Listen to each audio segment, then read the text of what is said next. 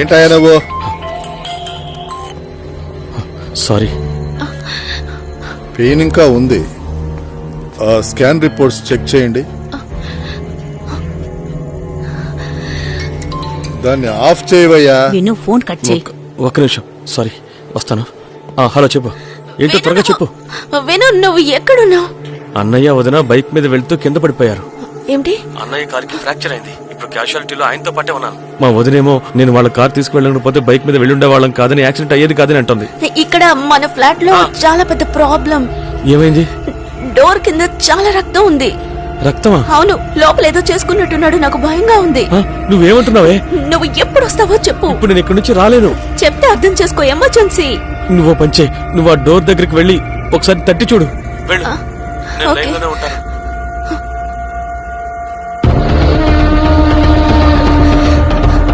ఆది sir, hello ఆది sir.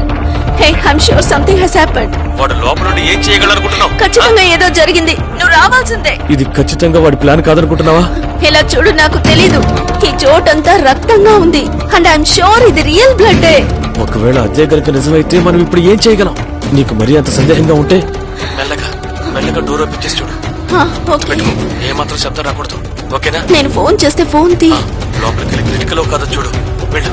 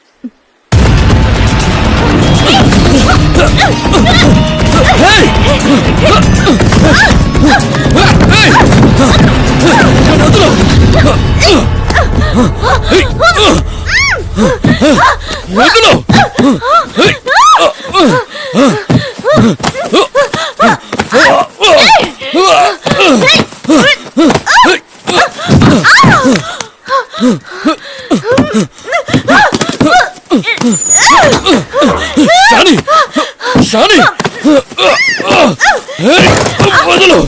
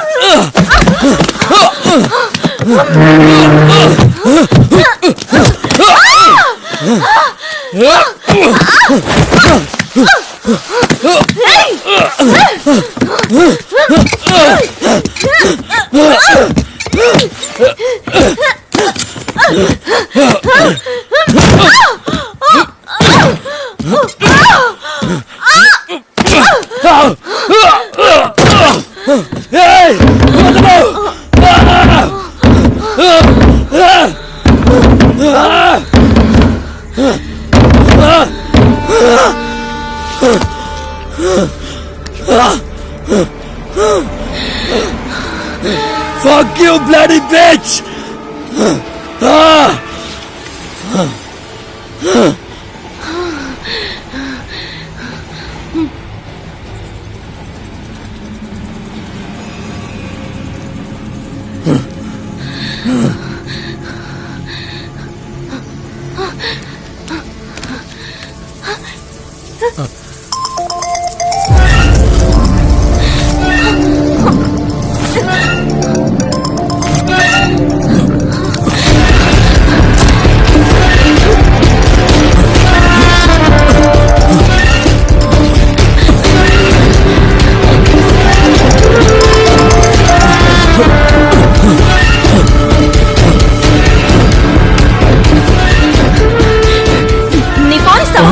ఏంటి మొహం అంతా రక్తంతో ఉంది?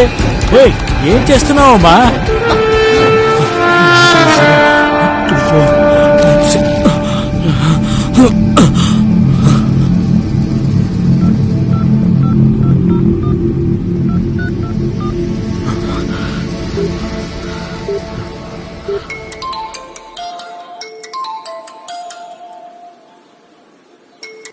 Please please please please Trying to call is currently Aishu Aishu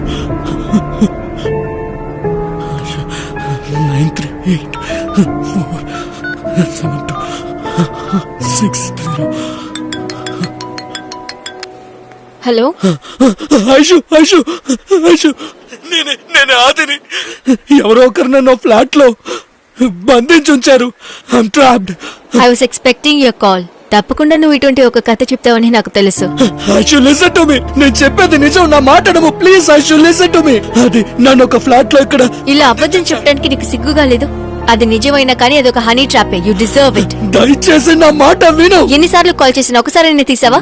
ఇంటికొచ్చి బెల్ కొట్టాను. I was literally begging on WhatsApp. అసలు నువ్వేం మాట్లాడుతున్నావు? అప్పుడు నువ్వు నాతో ఏం చెప్పావు? That you can't face me. అంటే నేను అప్పుడు అక్కడి నుంచి వెళ్ళాలనే కదా? Do you know how painful that was and how much it shattered me? నా మాట అమ్మాయిలతో తిరిగి ఇప్పుడు ట్రాప్డ్ అని నాతో చెప్తున్నావా? ఐషు అసలు నా మాట విను. నీకేమైనా పిచ్చెక్కిందా? Phone పెట్టేరా scoundrel. నీతో సంతోషంగా ఉండటానికి ఉంటారే ఆ అమ్మాయిలతో మాట్లాడేటట్టు నాతో మాట్లాడుకో బాస్టర్డ్.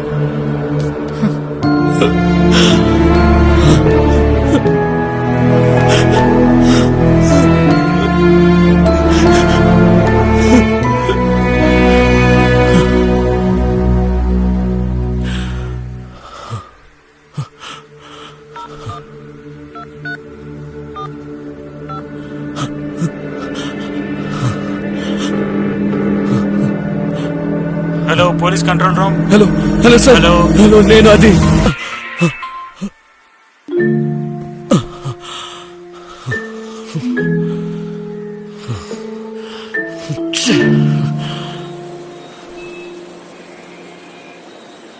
సినిమాలో నటిస్తారు కదా, మీ దగ్గర నుంచి ఎక్కువ ఎక్స్పెక్ట్ చేస్తున్నాం సార్. మీ దగ్గర బోల్డ్ అని ఐడియాస్ ఉంటాయి కదా. నెట్ బ్యాంక్ పాస్వర్డ్ తెలిసిందంటే డబ్బులు మనమే తీసేయచ్చు. త్వరగా పని పూర్తయిపోతుంది అనుకుంటున్నాను. అదే మనకు కూడా మంచిది. ఇదిగో ఈ ఫోన్లో కొత్త సిమ్ కార్డ్ వేసాను. అమ్మకి ఫోన్ చేసి చెప్పు. హలో అమ్మా, ఇది నా కొత్త నంబర్. దీన్ని సేవ్ చేసుకో. దీనికే కాల్ చేయి. ఎన్నిసార్లు ఫోన్ చేయాలి? డబ్బు ఏదైనా రెడీ అయిందా లేదా? అమ్మా, డబ్బు గురించి నేను చూసుకుంటాను. నువ్వు అనవసరంగా టెన్షన్ పడి బీపీ పెంచుకోవద్దు. నందిత పెళ్లి తర్వాత మళ్ళీ కలుసుకున్నారా? అక్కడికి వచ్చిందా? వచ్చిందమ్మా. ఒకసారి తనకి ఫోన్ ఇవ్వవే. మాట్లాడి చాలా రోజులైంది. తను స్నానం చేస్తోంది. నేను చెప్తానులే. మందులు వేసుకుని నిద్రపో, సరేనా? నేను ఉదయం కాల్ చేస్తాను. సరే, ఓకే.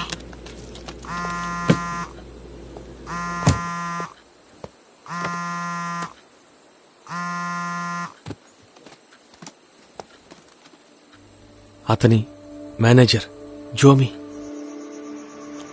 ఆది, నువ్వు ఈ మెసేజ్ వినగానే నాకు కాల్ చేయి. ఇక్కడికి ఇన్కమ్ ట్యాక్స్ ఆఫీసర్ వచ్చారు. రే ఇలా చూడు, ఆస్కర్ ఇంకా వాళ్ళ మనుషులు నిన్ను వెతుకుతున్నారా. నీకు టైం దొరికినప్పుడైనా వాళ్ళకి ఒక కాల్ చేయరా. అదే నువ్వు నాకు చేసే పెద్ద హెల్ప్ రా. వాడు నన్ను ఫోర్స్ చేసి నా వాట్సాప్ ఓపెన్ చేసి చూశాడు. నువ్వు కార్తీతో కలిసే ఉన్నావనే విషయం తనకి తెలిసింది. నువ్వు అప్పుడే ఆ ముస్తఫా యాడ్ లో యాక్ట్ చేసి ఉంటే ఆ డబ్బునైనా మనం ఆస్కర్కి ఇచ్చుండే వాళ్ళం రా. ఓ 6 నెలలు మనం టైం అడిగి అలాగా ఒక 2-3 సినిమాలు యాక్టింగ్ కూడా చేసి ఉండొచ్చురా. సిచ్యువేషన్ కూడా మన కంట్రోల్లోనే ఉండేది. రే శ్రీకాంత్ తెచ్చాడే ఆ టాయిలెట్ క్లీనర్ ఆడేరా. మనకి 3 కోట్లు ఆఫర్ చేశారు కదా, మర్చిపోయావా? ఏదో ఐడియా వచ్చింది కదా అని చెప్పాను. అనవసరంగా కోపడకు, సరేనా? రే కనీసం నాకు ఒకసారి ఫోన్ అయినా చేయరా.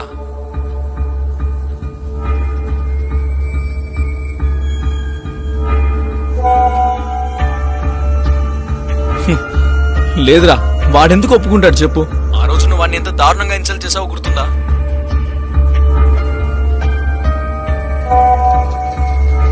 లేదురా, ఛాన్సే లేదు. అది అసలు జరగని పని.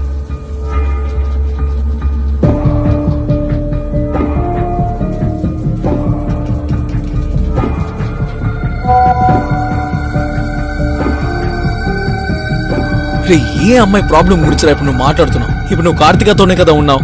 తనెందుకు నీ మీద కేసు వేస్తుంది? ఎరా ఇన్నిసార్లు మెసేజ్ చేస్తున్నావు, ఒకసారి ఫోన్ అయినా చేయొచ్చు కదా.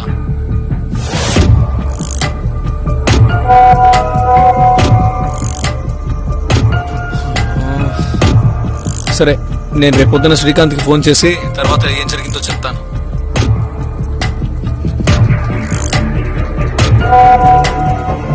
ఎప్పుడు వీడు అనుకున్నదే జరగాలని కోరుకుంటాడు. అందరి దగ్గర అప్పులు తీసుకుని చివరికి నన్ను ముంచేశాడు. మళ్ళీ ఇప్పుడు కొత్తగా ఒక అమ్మాయి కూడా.